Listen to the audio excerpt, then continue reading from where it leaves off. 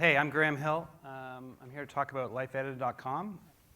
So I'm a web guy. I started a web firm in 1995 out in Seattle. I'm also a designer. I did the ceramic version of this iconic New York cup. And I'm also an environmentalist. I started treehugger.com in 2004, sold to Discovery in 2007.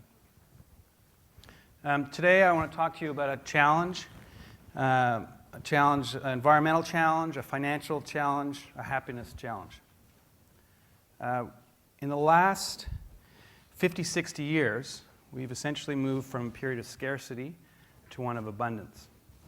30s, 40s, Dust Bowl, the Depression, not a lot of food, nor a lot of money to go around. Then a big uptick in the 50s. After the war, we learned how to make lots of things. We learned how to sell them. We became a consumerist society. This is when the picture of an idyllic family with the right house, the right car, and the right possessions came about. We became about quantity. America became America the big. Big cars, big houses, big egos. And if you look at the Coke, it sort of illustrates it perfectly. We've gone from an average size back then of around 8 ounces to one now 20. So literally 2.5 times as big, so a lot bigger. Eerily enough, the exact same thing has happened with our space. So the average home size has gone from 1,000 square feet back in the 50s to 2,300 now, while our families have shrunk. So we have about 3 times the amount of space per person. That's not just a little bit more space, that's a lot more space. So you'd think with all this extra space, we'd have plenty of room for all of our stuff. Well, it turns out that most of us are familiar with this. We have one of these. In fact, so we have all this space, but we have so much stuff we need to store stuff off-site. So personal storage is literally a $22 billion industry. Massive. So where has that brought us? We've got a lot more space, we've got a lot more stuff. How are things looking now? Financially, a lot more debt. We've seen the mortgage crisis, so not doing so well on that front. We're also using about 4 times as much energy as we did back then. And with that, our emissions, our footprints have really grown. So we've got a lot more stuff, a lot more space, but financially problematic, environmentally problematic. Core question here should be, are we happier? Well, it turns out in the last half century or so, our happiness levels have actually flatlined, even though our incomes have risen. So that's not working. So lots of debt, big footprints, not any happier. Something doesn't seem to work there. I have a vision for a different world, and that is through editing, figuring out how to have less stuff and less space. I believe if we do that, it's a great way to save some money.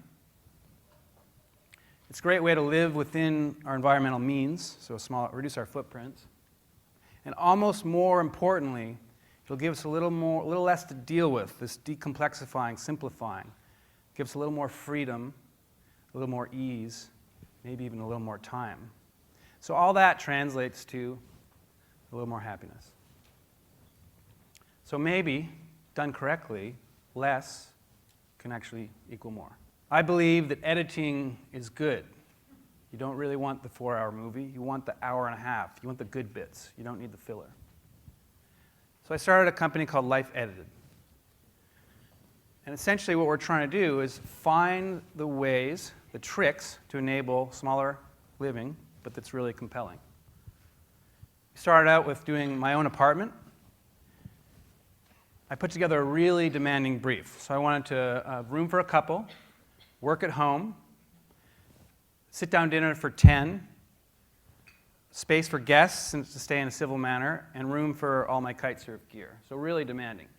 Bought a crappy little place on Sullivan, just below Houston. Worked with Javoto.com to crowdsource the design. Raised 80 grand in prizes from some great sponsors, and we got 300 entries. The winners were these Romanian architecture students, and Catalin I work with till now. So let me walk you through the space. These are all computer renderings.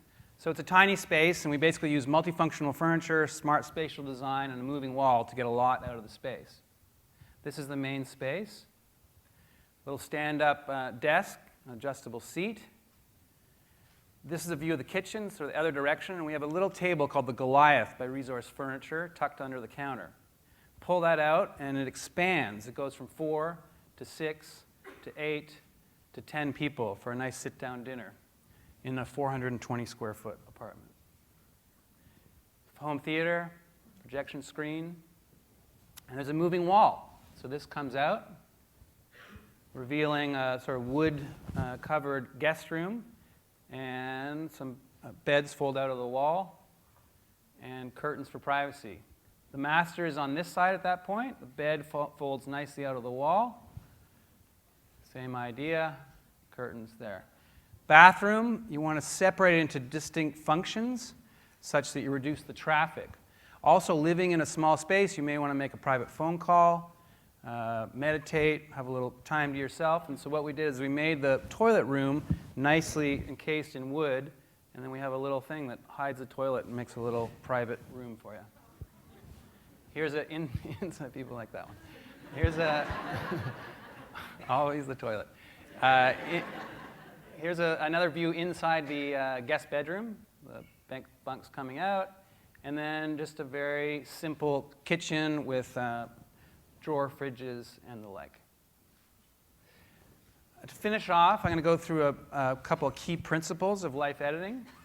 First of all, you need to streamline your stuff. So you have to clear the arteries of your life. So 16 genes.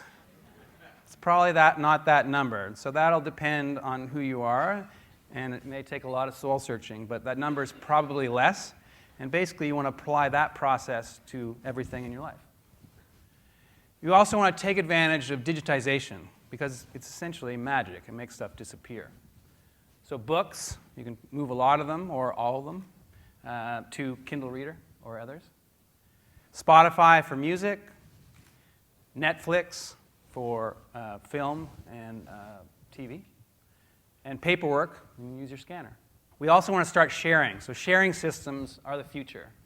Sharing cars, Zipcar, bike share, even toys, your kids' toys. This is a system where you can swap out your toys every once in a while. Or fashion, rent the runway. You also want to go multifunctional, both in products and spaces. So if you can get 2 or more functions out of one space, that's smart. So in this case, you don't sleep while you eat. You don't eat while you sleep. And so this beautiful bed folds out from the wall while the dining room table collapses automatically underneath, a Resource Furniture piece. You also want to right-size your stuff. So we want things that are designed for how they're used the vast majority of the time, not designed for that tiny, rare occasion. So why have a 5 or 6 burner stove when you rarely use 3?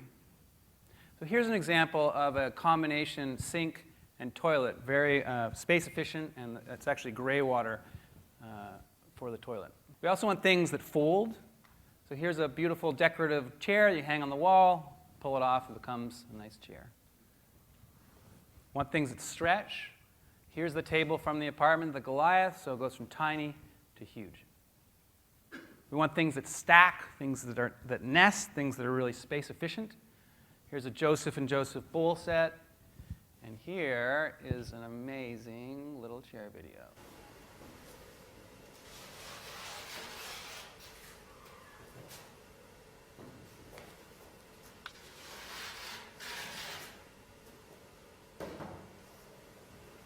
So this is LifeEdited. Basically, we're doing a bunch of media, so lifeedited.com, the site and the newsletter.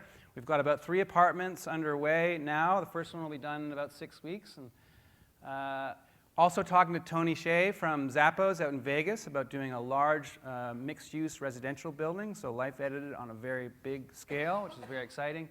And we're also going to be doing a bunch of small space enabling housewares, so product design. So that's what life-edited is about. So editing, I believe, is the skill of this century, and that done right, less can truly be more.